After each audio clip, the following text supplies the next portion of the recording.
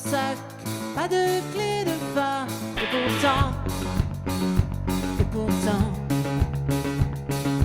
j'entends les marteaux si souvent, si souvent. Bonjour Sophie. Bonjour. Bienvenue au live. Donc, C'est la deuxième fois ? C'est la deuxième Ouais. fois. Bravo. 7e album, c'est le 7e album et la dernière fois il s'agissait d'un disque très introspectif, assez sombre, très beau.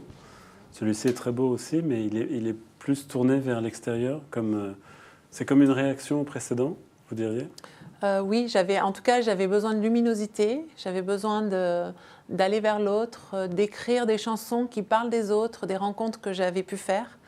Et oui, j'avais besoin d'une issue, d'une ouverture. On est dans des circonstances très particulières, puisqu'il y a quelques jours, il y a eu cet attentat dans une salle de concert à Paris. Pas que d'ailleurs, pas qu'une salle de concert. Dans des bars.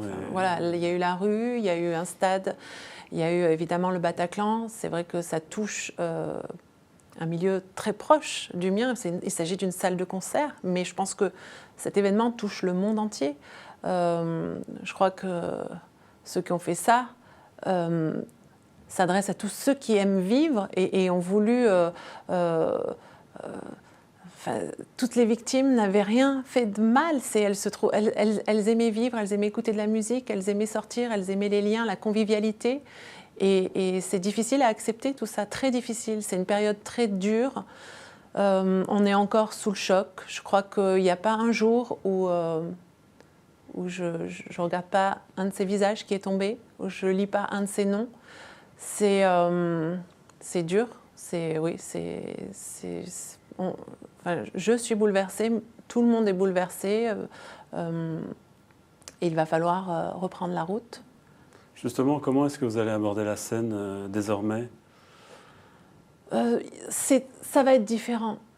Je ne peux pas revenir comme ça, comme si rien ne s'était passé. Il va falloir que j'en parle et il va falloir aussi que j'arrive à... C'est mon rôle aussi d'arriver à redonner du bonheur aux gens, d'arriver à refaire sourire les gens, amener quelque chose de chaleureux, c'est important. Je savais que je faisais ce métier pour ça, c'est-à-dire voyager et transmettre du bonheur, de l'émotion, des liens. Voilà,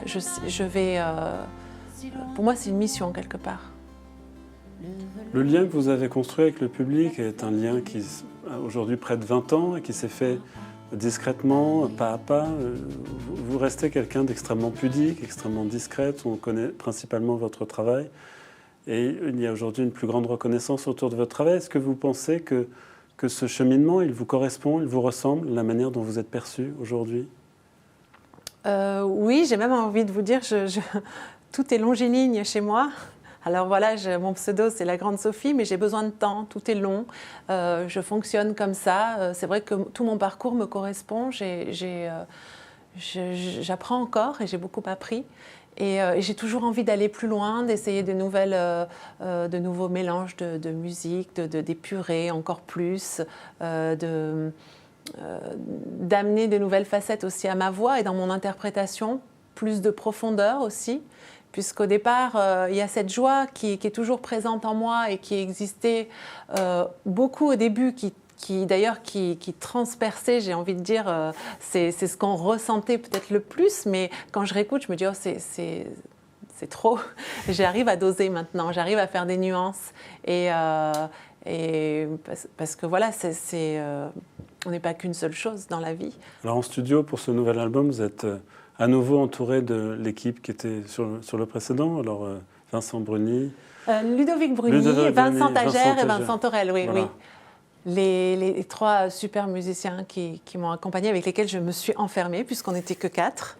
Et c'est vrai que j'avais très envie de retravailler avec eux, puisque je savais qu'ils arrivaient à me comprendre, qu'on pouvait aller plus loin.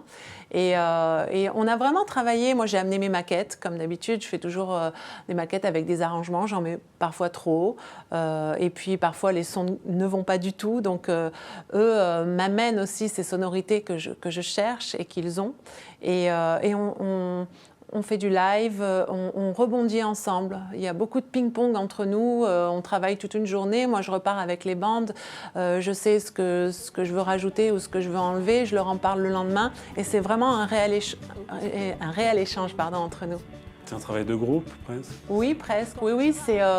En fait, le plus compliqué dans la musique, c'est d'arriver à faire comprendre là où on veut aller et ce qu'on veut entendre.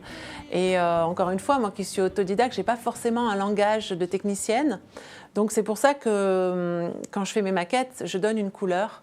Et après, j'arrive à orienter et à aiguiller. Mais c'est assez complexe de se faire comprendre en musique. Et eux, ils arrivent à percevoir tous les petits signaux que je leur lance. Vous aviez monté un groupe éphémère avec d'autres chanteuses il y a quelques années, les Françoises, avec entre autres Jeanne Chéral qui est sur votre disque. Alors est-ce que le groupe est amené à donner de nouveaux concerts, à faire de nouveaux enregistrements? C'est la grande question que tout le monde nous pose. C'est vrai que c'était une création spéciale pour le Printemps de Bourges. Ça a été assez compliqué de nous réunir puisqu'on était assez nombreuses, mais j'ai envie de vous dire pourquoi pas. J'espère qu'il y aura une future...